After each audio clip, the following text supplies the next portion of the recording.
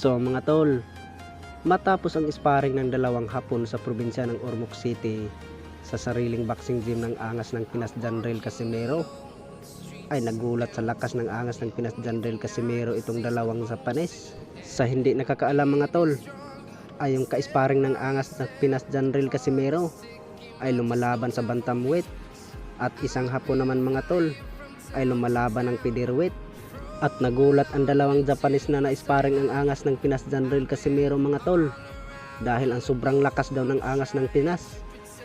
Para daw pang heavyweight ang lakas ng angas ng Pinas. At sabi naman ni Janrel Casimero mga tol, ay 60% lang daw muna ang binigay na lakas para sa dalawang hapon na sparring niya.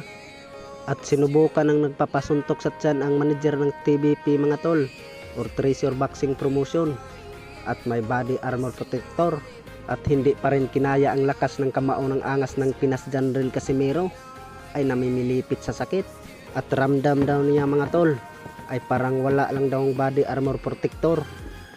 Bukod dyan mga tol, yung laban nilang Janrel Casimero ngayong buwan ng October 12 mga tol versus Yokinori Ogoni, ay sigurado yung pupunta yan si Naoya Inoue para manood daw sa laban.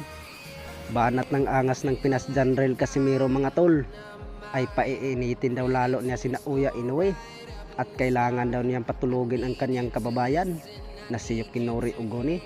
At sabi ng karamihan mga tol, ay nakita nila ang highlights na kalaban ni Janrel Casimero itong si Yokinori Ogoni, ay kawawa lang daw to sa angas ng Pinas.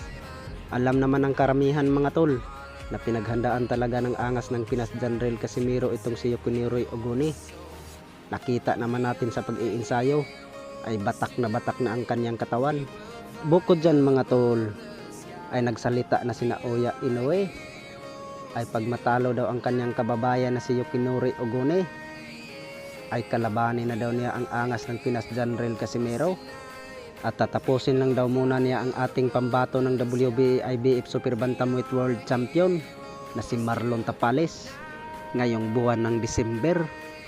At sabi ng karamihan mga tol, ay hindi daw makakaya ni Marlon Tapales ang pambato ng Japan The Monster Naoya Inoue.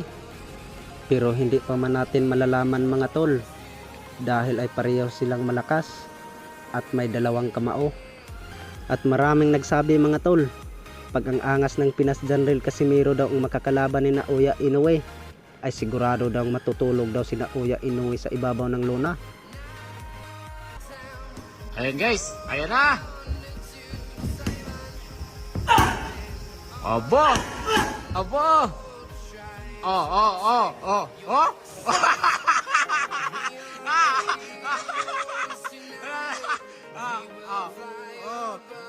Ay! Oh!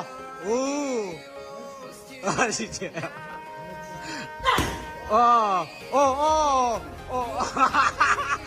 Mari guys.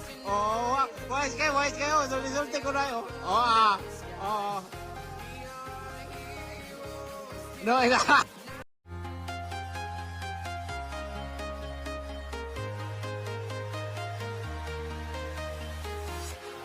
walking